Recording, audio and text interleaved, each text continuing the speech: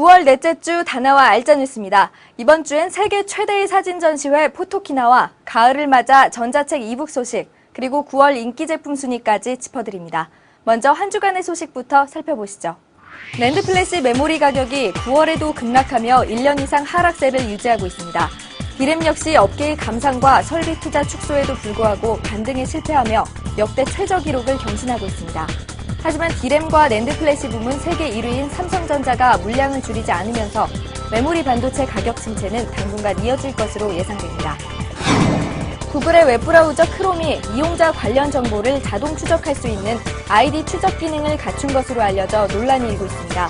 이 기능은 이용자가 동의하면 가입 여부가 결정되는 것으로 알려졌지만 확인란이 눈에 띄지 않아 자신도 모르게 가입하게 될 가능성이 높다고 관계자들은 지적했습니다.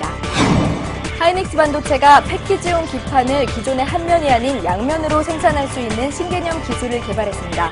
하이닉스는 그동안 패키지 기판 비용을 낮추기 위한 집적도 향상에 주력해 올해 2004년 대비 500%가량 집적도 향상을 이뤄냈습니다. 정부는 지난 22일 이명박 대통령이 주재한 신성장동력 보고회에서 22개의 신성장동력 과제에 5년간 총 99조 4천억 원을 투자한다는 계획을 확정했습니다. 이 중 뉴 IT 분야에는 반도체, 디스플레이, 차세대 무선통신, LED 조명, RFID, USM의 5개 분야가 선정됐습니다. 안드로이드 운영체제를 탑재한 구글폰 G1이 지난 23일 정식 공개됐습니다.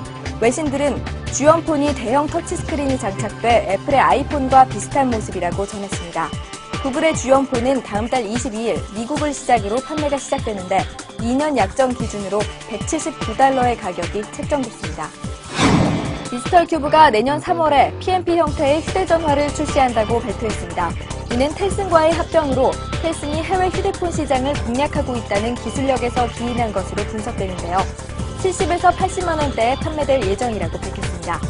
한편 디지털 큐브는 차량용 내비게이션 사업 영역은 점차 줄여갈 것이라고 언급해 전반적인 사업 분야가 변화될 것을 예고했습니다.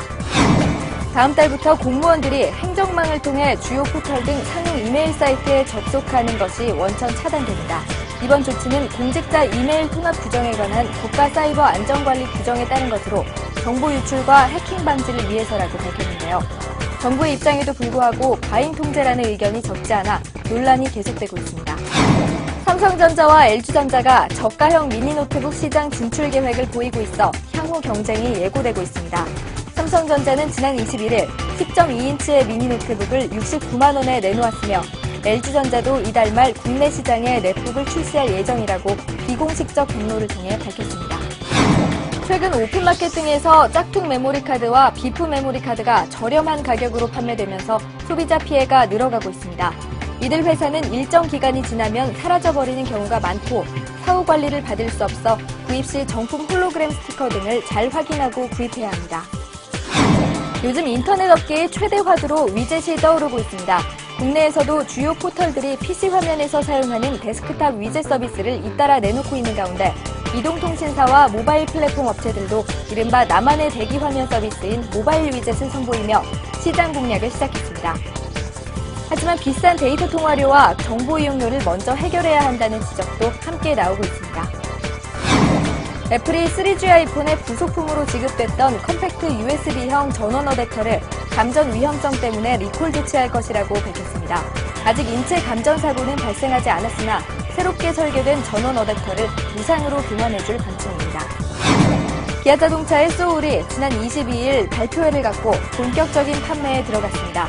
소울은 SUV 스타일의 미니밴의 다목적성과 세단의 승차감을 접목시킨 신개념 크로스오버 차량으로 1600과 2000cc 가솔린 엔진과 1600cc VGT 디젤 엔진, 그리고 4단 자동 변속기와 5단 시동 변속기가 적용됩니다.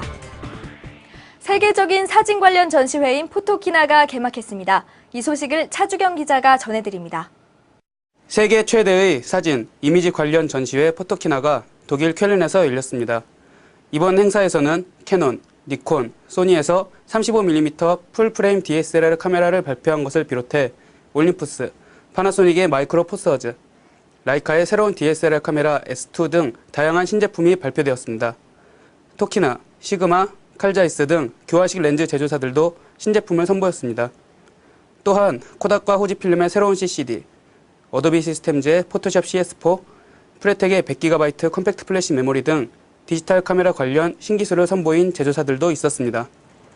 9월 23일에서 28일까지 약 6일간 열리는 이번 포토키나 행사에서는 그 어느 때보다도 다양한 신제품들이 등장해 사용자들의 관심을 불러일으키고 있습니다.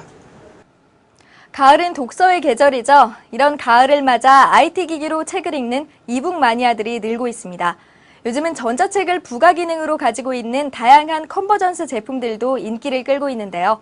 자세한 소식을 이진 기자가 전해드립니다.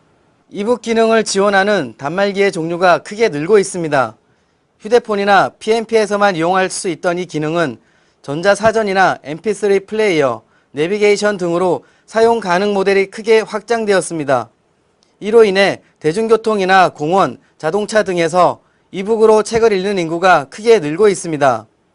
일반적으로 종이책은 부피가 크기 때문에 별도의 가방을 휴대하지 않는다면 집이나 회사 등에 책을 두고 다니기 쉽지만 모바일 기기에 저장된 전자책은 항상 휴대하고 다니기 때문에 독서에 대한 접근성이 우수합니다.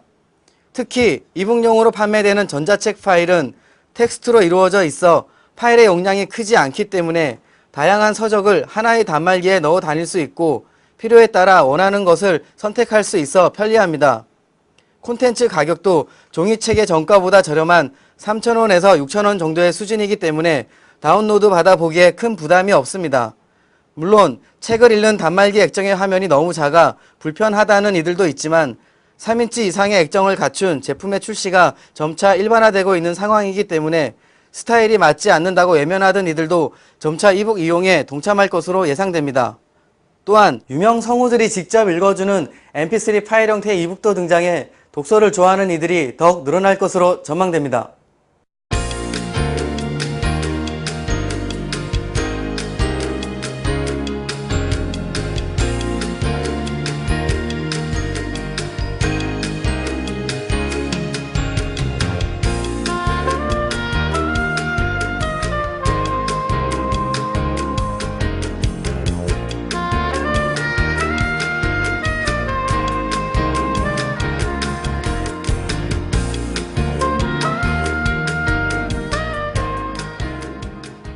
네, 2008년 9월에 전해드리는 다나와 알짜 뉴스는 여기까지입니다. 저는 10월에 더 알차고 좋은 소식들을 가지고 다시 찾아오겠습니다.